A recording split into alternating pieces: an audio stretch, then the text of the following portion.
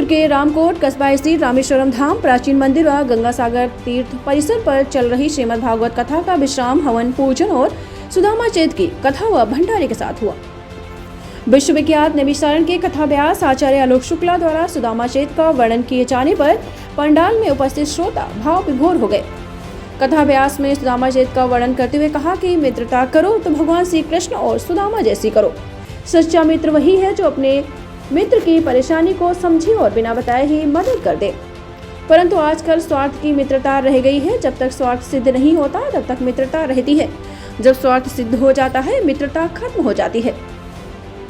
उन्होंने कहा कि सुदामा अपनी पत्नी के कहने पर मित्र कृष्ण से मिलने द्वारकापुरी जाते हैं। जब वह महल के गेट पर पहुंचते हैं तब प्रहरियों से कृष्ण को अपना मित्र बताते हैं और अंदर जाने की बात कहते हैं। सुदामा की आवाज सुनकर प्रहरी उपहास उड़ाते हुए कहते हैं कि भगवान श्री कृष्ण का एक मित्र दरिद्र व्यक्ति कैसे हो सकता है।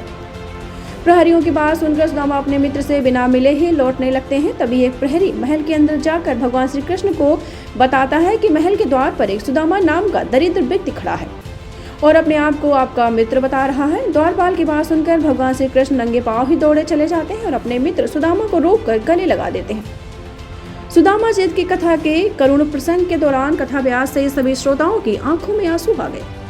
सुदामा और कृष्ण की कथा से हमें मित्रता कैसे करनी चाहिए यह बताते हुए कहा कि सुदामा जैसा मित्र कलयुग के संसार में नहीं मिल सकता। देख सुदामा की दीन दशा करुणा करके करुणा निधि रोए, पानी परात को हाथ लियो नहीं नयनन के जल सो पग धोए।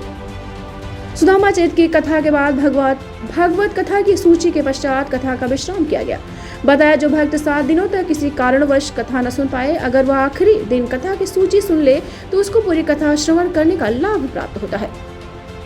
इसके बाद ब्रज की होली का आयोजन किया गया। निरंतर 7 दिनों तक चल रही श्रीमद् भागवत कथा में बड़ी संख्या में श्रोता कथा श्रवण कर रहे थे और कथा के बीच में झांकी के माध्यम से लीलाओं का आनंद लेते आ रहे थे। हवन पूजन के पश्चात भंडारे का आयोजन किया गया। इस मौके पर रामकोट ग्राम प्रधान राम बिरला राम निवास उर्फ पप्पू वर्मा, भाजपा नेता व जिला पंचायत सदस्य प्रतिनिधि Bhanwar Singh, Lakshya Netralaya Sitapur doctor Sandeep Sharma, engineer JP Mishra, Uttar Pradesh senior basic Shikshak Sangh Sitapur के महामंत्री मनोज कुमार सिंह, लकी जायसवाल, उदय प्रकाश सिंह, अमित शुक्ला, अभिषेक विशाल शुक्ला सहित अनेकों सेवकों द्वारा कथा सेवा में अमूल्य योगदान दिया गया।